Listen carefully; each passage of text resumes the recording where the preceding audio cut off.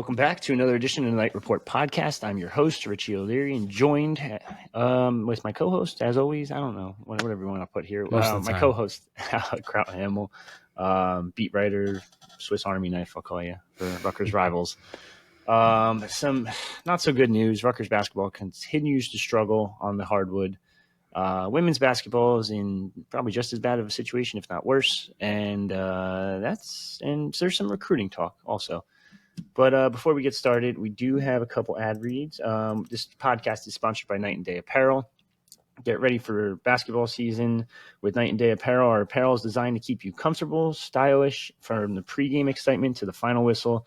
Whether you're this is the football read. Whether you're grilling in the parking lot, which you're probably not, whether you're drinking in the parking lot or cheering from the stands, our high quality gear has you covered with unbeatable comfort and team spirit. Score big this season and keep pounding nails and with Night and Day Apparel. Use the promo code Rutgers Rivals for 10% off. Go Knights. Well, what's the other one? Bet Online. Mike is good at this. I don't know how he does this. This podcast is also sponsored by Bet Online, the world's most trusted betting platform and your number one source for online betting in 2025. Whether you're a seasoned fan or a first-time bettor, Bet Online is your ultimate game day companion. With the largest selection of odds on everything from football to NBA, college basketball to NHL and UFC. Jeez, I am struggling today. BetOnline is the number one sports betting source for the new year, from touchdowns to three-pointers and hat tricks. BetOnline has you covered from every game, every play, and every win. BetOnline, the game starts here. God, man, he is really good at that. I give him a lot of credit. That is rough for me. But anyway, speaking of rough, Rutgers basketball suffered another loss last night to a solid Purdue team. I wouldn't say they're great. I would say they're just very well built. But Alec, what are your kind of high-level thoughts on this one? I think this was the worst performance of the season for Rutgers, offensively and defensively. The main stat from the game, Rutgers shot 10 of 29 from inside the three-point line, and Purdue shot 24 of 32. This would have been an even bigger blowout if Purdue even was close to its average from the three-point line. They're the best three-point shooting team in the Big Ten. They shot 4 of 24 last night. They really could get nothing going from the perimeter. The shots just weren't falling. They had got a lot of open looks, too. They just were not falling. Like Fletcher Lawyer went 1 of 6. Braden Smith, 1 of 4. CJ Cox, 1 of 4 from the three. They just weren't falling from the three-point line, and Rutgers was lucky that they weren't, because that basically kept them in the game. But inside the three-point line, Purdue was basically unstoppable. Trey Kaufman-Renn tied for the team lead in scoring of 16 points, also 5 rebounds, and Braden Smith also tied with 16 points and 14 assists and only 2 turnovers. I mean, he was operating the pick and roll at such a high level yesterday. They had so much action and movement with him involved, and Rutgers just really couldn't do anything to stop it. They made the lineup change. They start Lathan Somerville over Emmanuel Bole, and it didn't really feel like much changed. The big man play still really struggled. Lathan finished with 2 points, 3 rebounds, and 4 fouls in 21 minutes. Ogbole finished with 4 points and 5 rebounds in 19 minutes. So it was like, a lot of the same problems that Rutgers had been seeing. I guess a bright spot, they actually had a solid shooting night, Rutgers did. About the only bright spot you can take. I mean, even then, they shot 7 of 23, and because this team has kind of struggled to get it going from the perimeter, it's a solid night. They shot 9 of 11 from the free throw line. Mm-hmm. But this game, it felt like it was doomed from the start. Rutgers committed 7 turnovers in the opening 7 minutes. I mean, they just could not get out of their own way offensively. It wasn't even like Purdue, who ranks, I believe, in the bottom 4 in the Big Ten in turnovers forced per game. It wasn't even like they were doing all that much defensively. It was like travels, offensive fouls, bad passes. They switched to a zone for one possession, and Braden Smith deflected a pass and it got stolen. Mm-hmm. It was just all around bad night for Rutgers. They really could not get anything going on either end. I feel confident saying that that's their worst performance of the season so far. Yeah, that's a rough statement right there. I don't even know where to start. Like the offense was just bad. There's some, like you're mentioning travels, you're mentioning everything else, but like there's just guys like picking up, like Jermichael Davis picked up his dribble like on the block at one point and just like went to throw it to the corner and it bounces off someone's knee and there's your turnover. Just bad shot selection still from Ace Bailey. Tyson Acuff, I get it. Like, you were playing well. But I said this to you in text when I was doing the rewatch this morning, and I'm like, dude, this guy thinks he's like Kobe Bryant at points. Like, it's just there's hands in his face, whether it be from the mid-range game outside game, like he's just pulling, and I'm like, I hate to be this guy, but you're not that guy. like you can't do that every time. Jeremiah Williams has regressed significantly. Jordan Durkak was pretty good offensively early on, but he's just been nothing recently. Jermichael Davis is awful on offense. Like there's just zero offense from this team. And when Dylan Harper's not on, or I guess you could argue Ace Bailey too, there's nothing. Like 0 of 3 from PJ Hayes in his limited minutes. Like Dylan Grant was your most consistent shooter yesterday. And we've seen his jumper, and I don't want to bag on him because he's been playing pretty well, but his jumper's broken. There's nothing there. Like it's just so slow. Can he hit a 3 and he's open? Sure, obviously, as you saw this week or this game and the past game, but it's just a slow jumper. If he has any type of contest, he's probably a little bit screwed.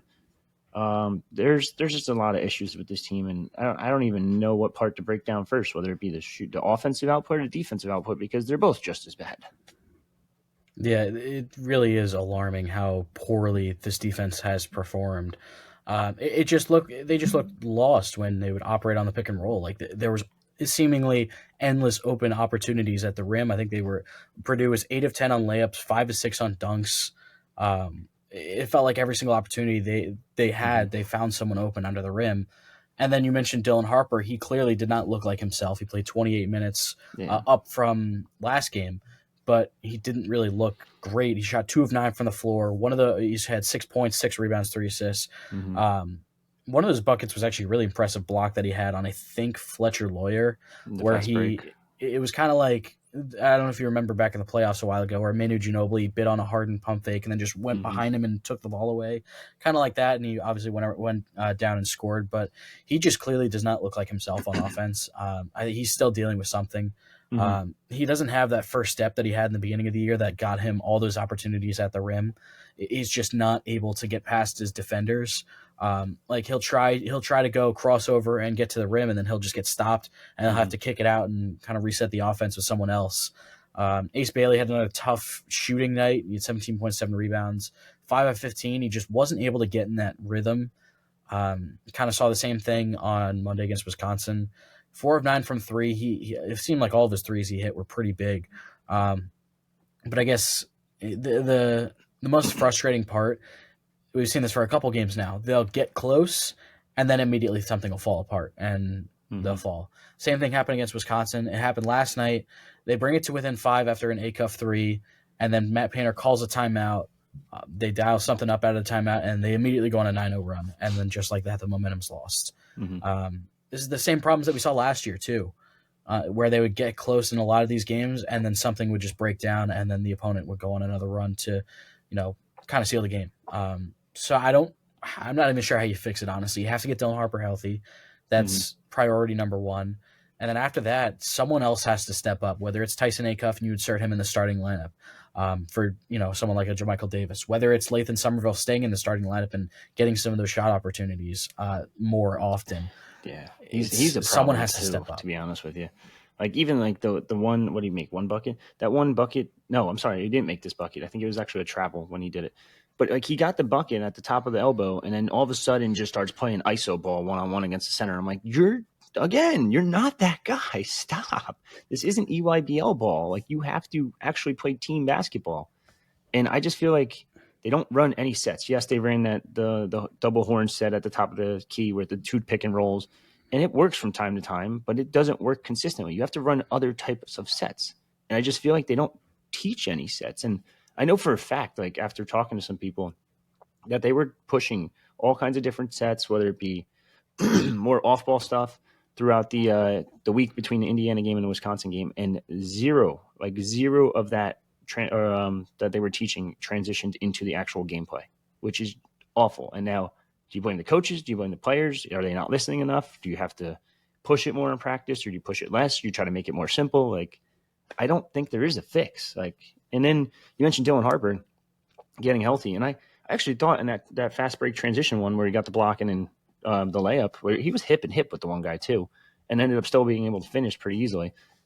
And it's like, okay, where's that Harper every single play? It seems like he's just at the point where a lot of these guys just don't seem like they really care anymore, and it's kind of sad and depressing. And that's why you're seeing a guy like Dylan Grant out there more, because he cares. He hasn't had minutes at all. He wants to play. He wants to win.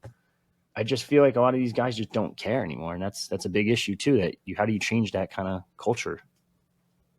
Yeah, I don't know. It's always tough for me to say that they don't care or anything like that because obviously we're not in the locker room. We're not in their heads either. I don't usually say that, but it just doesn't look like they just look like disjointed, and it doesn't look like anything's working offensively.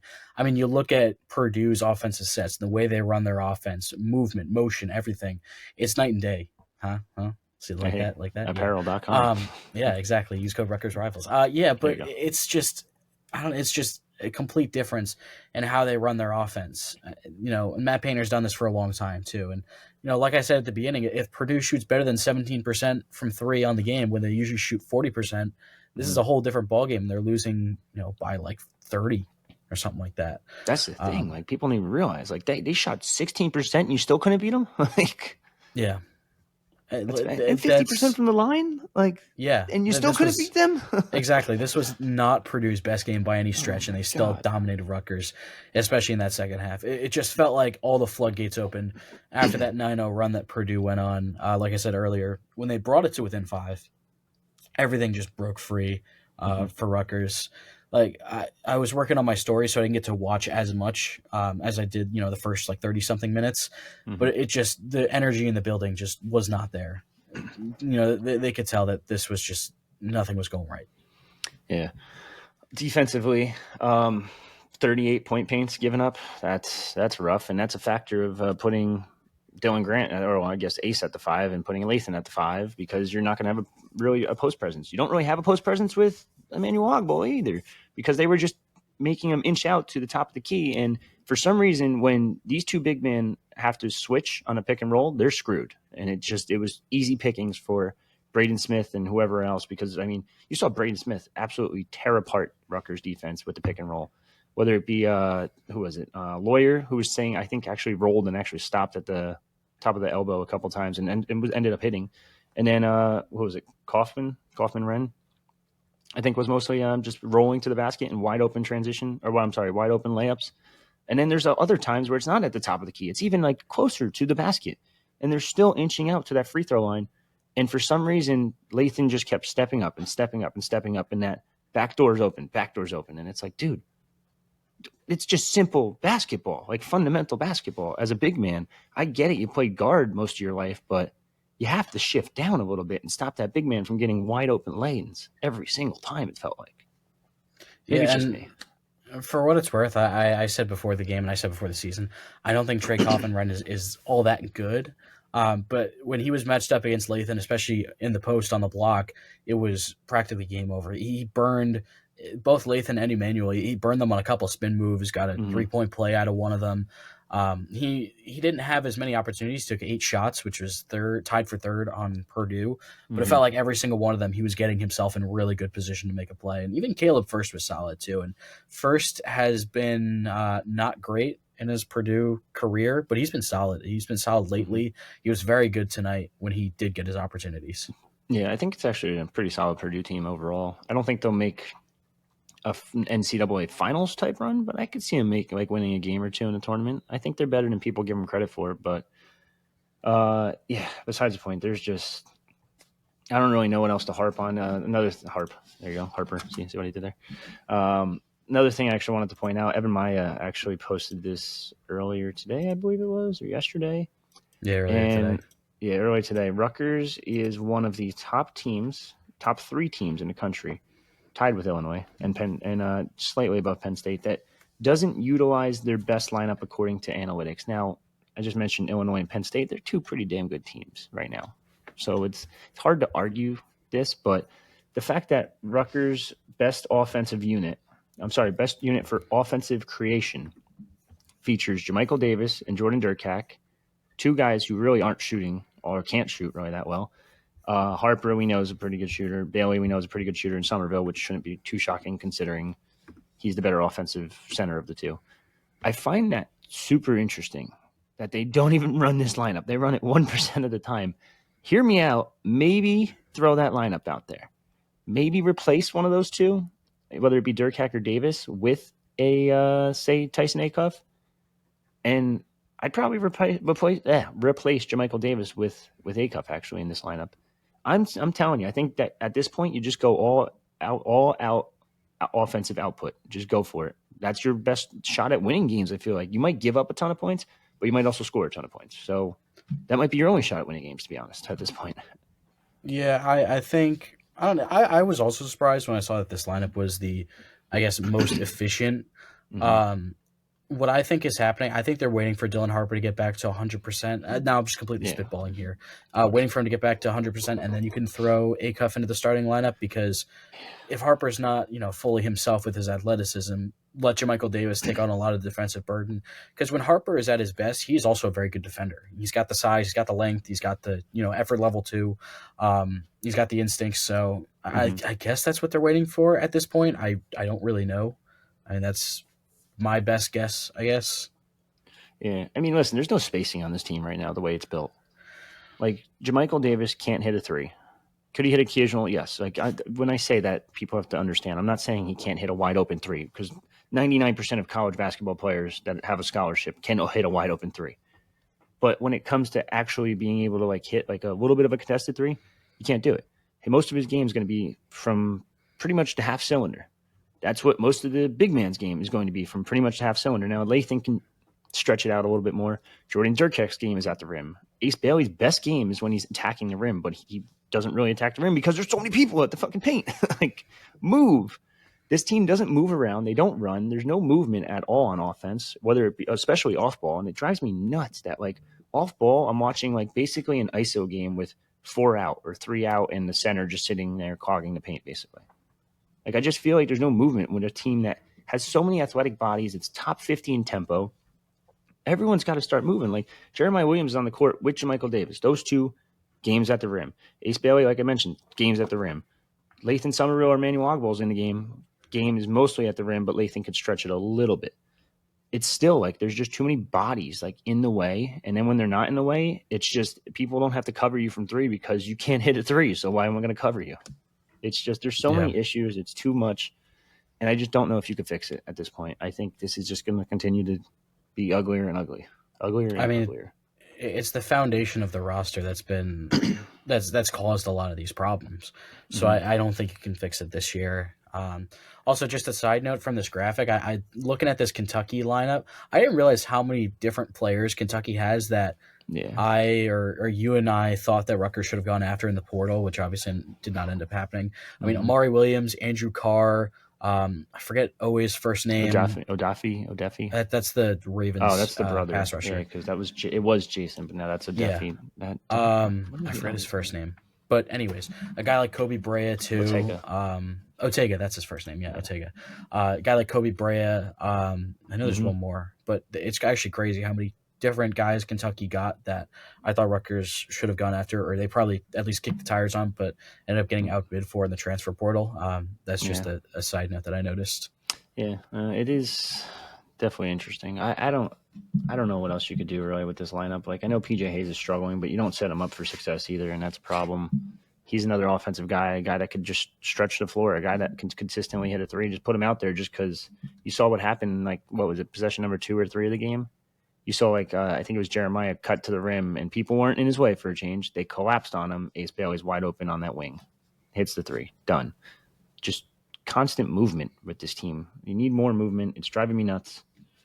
And you could tell it's taking a toll on Pike, too. Now, Pike's not going anywhere, so anyone that thinks he is can just kind of get that out of their head.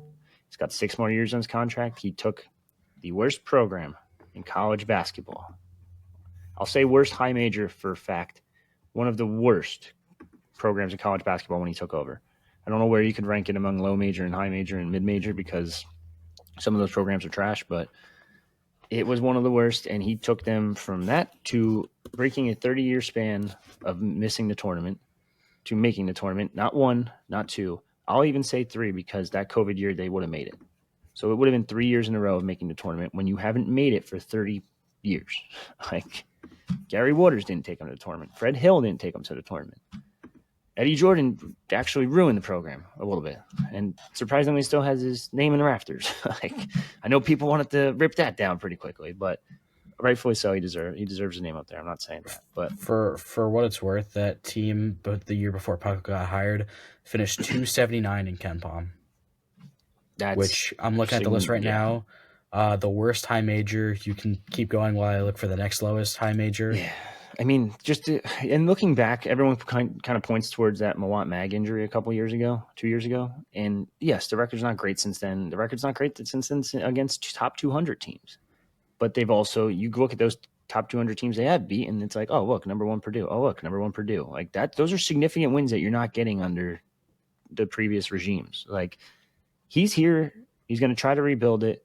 If he doesn't feel like he could rebuild it, he'll step away. And it's simple as that. He'll go down to the lower levels. He'll go back to a Stony Brook if he really wanted to. But I know Peichel, not a fan of NIL, not a fan of the way the college basketball world works right now. No one is. That's why Jay Wright retired. That's why Coach K, early-ish retirement.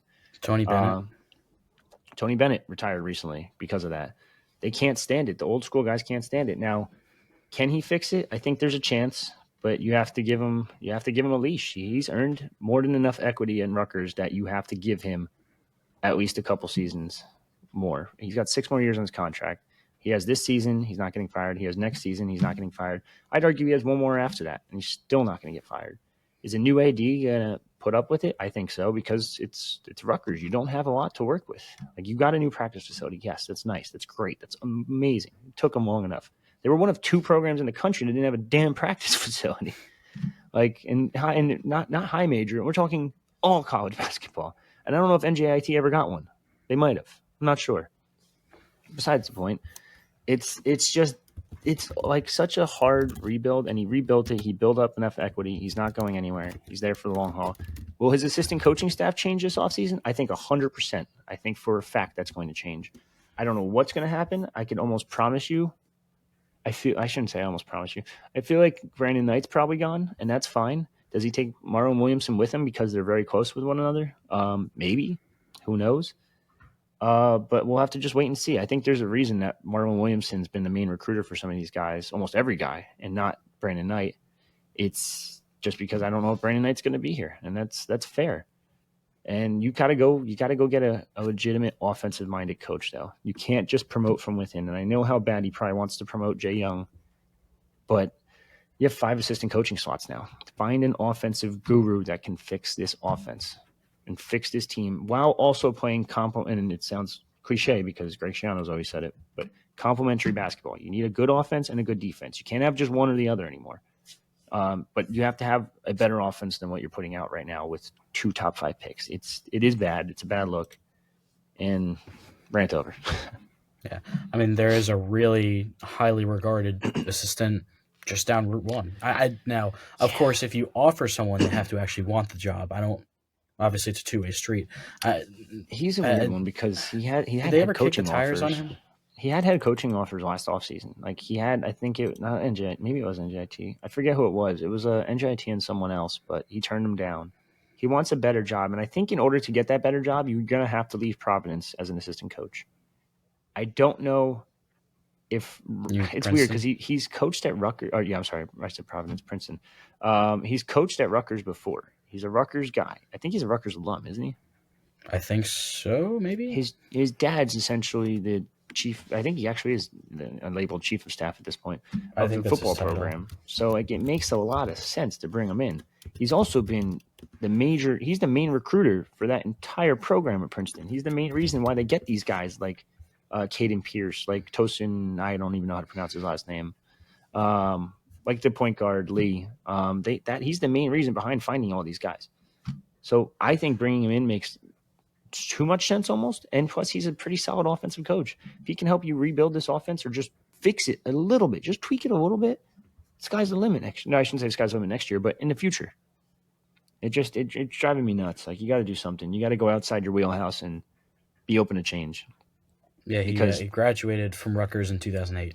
Yeah, there you go. So you got to be open to change if you're Peichel. I think I keep quoting Greg Schiano on this basketball pod, but if like the NCAA changed already, and it's not changing back. It's staying the way it is, and it's going to keep going that way, and it's going to be offense first. So if you don't like something, change the way you think about it. Greg Sheehan. It's funny. It's funny. I saw someone at the Seton Hall game on, I think they played Wednesday night. Yeah, the sign NCAA and NIL. It's a little too late for that. Yeah, you're kind of screwed if you're Seton Hall. And then they're getting in trouble with other stuff, too. I don't know if you saw that. I did not. It's not good. One of their pastors or a priest or something. Oh, yeah. You do the math there. I did see that. Yes, I did see that. Anyways. Oh, sorry. Present. Even worse. Oh, geez. Okay. Well, anyways. Yeah, I did see that. By the way, I looked it up. I think so. NJIT built like a new facility in 2017. I think they have like practice courts and weight room and all that stuff. I think it's like part of the facility, but it's like a part of their whole arena. They have a facility attached to it. Anyways, also Boston College was the next lowest Ken Pom high major at, I believe they were 225. Yeah. Oof. That's a rough basketball program up there. I'm surprised they're not better. Yeah. New England's right there, like good prospects up there. But anyway, let's talk some women's basketball. It's not great over there. It's probably a lot worse. No, not great. So, as most of you already know, Kiyomi McMiller, 5-star. I think she was 5-star. 22nd ranked according to ESPN. There you go. 22nd ranked freshman in this freshman class, highest scoring freshman in all of women's college basketball right now. Did not play versus USC and Juju Watkins, the most highly anticipated game of the season. Why? Alec, do you know why? Because it's driving me nuts. So yeah, the report was that there was there's an altercation sometime after a recent game. I'm assuming here. It was the Maryland game last Thursday, because she played that game. And she played that game. She didn't play the last 15 minutes, but she played that game. I doubt she would have played against Maryland had something happened after the Ohio State game a couple weeks ago. So that's just me putting 2 and 2 together. She didn't play against USC. Obviously that went highly publicized because she posted on Instagram that she would not be playing about 6 hours before tip-off. Very inconvenient because I was covering Penn State's loss to Indiana at the Palestra. That dropped with a minute and a half left. Very inconvenient. I don't know why she didn't think of my work schedule. Just kidding. I know, right? Yeah. So that came out. She did not play. Coco East Washington has kept it kind of down low. What the updates are, situations are. She ended up. So we come to this past Wednesday, 2 days ago. They are playing at Minnesota, a very solid Minnesota team. On the road, she travels with the team. The availability report comes out prior to the game. She's not listed. Antonia Bates, who, side note, will miss the rest of the season to get knee surgery. I believe her knee's been bothering her for a while, so she'll get it fully healthy and come back next year. She'll probably get a red shirt too, since she only played in 5 games. Almost definitely, I feel like. Yeah. But anyways, so she'll be out for the rest of the season. Sakara Perkins, the other freshman, was also out in this game. And Kiyomi McMiller was not listed. So the expectation was that she was going to play. Then an hour before tip-off, the team comes out for warm-ups, and she's in street clothes. She does not warm up with the team, and then she ends up not playing in the game at all. Team spokesperson said the decision was made as a game-time decision after the availability report had already dropped. So something obviously happened in between the availability report being submitted and coming out for warm-ups. I don't know whose decision that was. I don't think it's specified. That's 2 Rutgers basketball programs that basically said F you to the availability report now. Yeah, that's what Shirley Donovan said. You can't do that. Like, that's not allowed. Did UCLA ever get punished for what they did for football? No, I don't think they did, because I don't think you can really. I guess if you find a school, it's just going to open up a bag of worms or can of worms. And it's like, I don't know. Do you want to do that every time? What's the amount you fine? So I don't think football ever got in trouble, but like, you got to get like a slap on the wrist or like a warning by the Big Ten and be like, yo, do that again. Watch what happens. Well, this is not the first time that Rutgers has dealt with this on the women's side too, because Destiny Adams, I don't even know if she was supposed to play against Lafayette a couple weeks ago. She ends up playing the last 5 minutes of the game. She wasn't listed on the availability report. Again, I'm not sure if she was not supposed to play, because that was a close game until she came into the game. I still don't know what the deal with that was, but it's a lot of very confusing stuff with availability reports and all that. But yeah, the crux of the situation, Kiyomi McMiller, we don't know her status. They play against Nebraska on Sunday. That's a home game. Coquise Washington was asked after the game if she had any updates on the situation. She said there were no other updates. So not really sure what's happening. So, I mean, a couple things. And I feel like they're both wrong, to be honest with you, like between Coquise and Kiyomi, just because I feel like it had to be like a very, very significantly bad like altercation in this locker room to bench your star player against arguably the top player in all of college basketball, women's college basketball, and Juju Watkins. Highly anticipated game. We know the stars were ready to come out to that game. Fabulous, the rapper, was there, I think, right? I showed my lack of age when I texted you. I was like, I don't know who this is. He's a bunch of. He had a couple 2K songs back in the day, or NBA Live. I forget which one it was, but it was kind of cool for you to text me. And there was rumors that Kevin Durant was supposed to be there. Like that Stephen A. Smith was supposed to be there. Like there's a bunch of different names that were like supposed to show up to this game because of how highly anticipated this matchup is. And when your team stinks, you like play her. Like not playing her, you just did a disservice to Rutgers, a disservice to like everyone that bought tickets to that game. I know there was a couple people on it was either Discord or the message boards that said basically once I saw she wasn't playing, I just said no, I'm not going. I ate the money on tickets. Like that's the only reason. Like most hyped game of the season, and unless she committed a crime, like at this point, I'm playing her in that game. I might tell her after the game, you do that shit again with like the altercation, whatever it could have been. Like I'm not playing you in the future. But that game specifically, I feel like you have to play her. Now her going to social media is a totally different issue. She shouldn't be doing that. That's a big issue. But that's how this generation kind of works. You get pissed off at something, they're just going to bring it to light and bring it to social media. Like there's no more hiding behind like closed doors in terms of like I don't even know, in terms of like basketball stuff. And like you always see like players on an NBA too do it a lot. Like if they get pissed, they go on social media. Or like Tyreek Hill recently in the NFL, he's like, I'm out. Like, all right, dude, stop going to social media about this. If I'm the coach, bring it to me. Let's figure it out. It sounds like they didn't even talk before she put the thing on social media. They've talked since, obviously. She went to Minnesota for the road trip. Then she doesn't play. And it's like, okay, why? Like, what's the issue now? Like, conspiracy theory me says, like, she probably said, all right, Kiyomi, you're going to play, but you're not going to start. And she's like, fuck you. I'm not playing. Like, that's my conspiracy theory there, at least. Now, the Destiny Adams thing you said, that I didn't know about this until recently, but when your second best player is not going to play the game or not an injury report, you said? She wasn't listed on the availability. I think she'd been dealing with an ankle injury for a couple weeks. Okay, well, you got to list her. I don't know. List the whole team is questionable if you have to. Like, just put all 13. Oh, they only have 13. Put all, 10, 11? They even have that? They have 12 on the roster. Put all 12 on questionable every single injury report. Kind of say, yeah. Sounds like a Greg Schiano move. I feel like it's like a hardball type move. Remember, like he put out a depth chart that was like all last year's players or something like that. But I feel like you got to put her out there, especially like and put her out there for 5 minutes. It seems like there might be something more to that one. Maybe I'm reading too much into this because of what happened with Kiyomi. But I mean, she had been dealing with an ankle injury for a while, so maybe Lafayette was not a very good team. Maybe this was their way of just resting her up for the Big Ten schedule. And then once the game became like pretty close and they were at risk of losing, they decided to go back on that and say, we need to win this game. That's my guess. Yeah. I mean, her at this point, Coquise's day's got to be numbered, right? Like you just lost by 40, like 50. Yeah, I read that wrong. Holy shit! Like, lost by 50 points to USC. You lost by 26 to Minnesota. I don't know if Minnesota's any good, to be honest with you. They're good. They're good this year. They're 15-1 now, actually. Okay. Is Nebraska any good? You would know better than me. Yeah, so Nebraska's good too. The January schedule is absolutely brutal.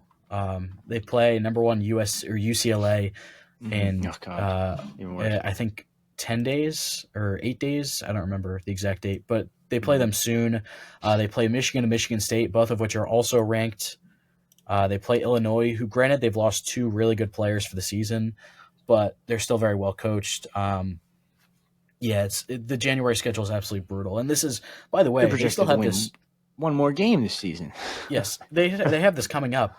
They've already played 3 ranked teams and 3 top 10 teams in 7 days. By the way, I mean they actually, numbers wise, were kind of competitive against Ohio State.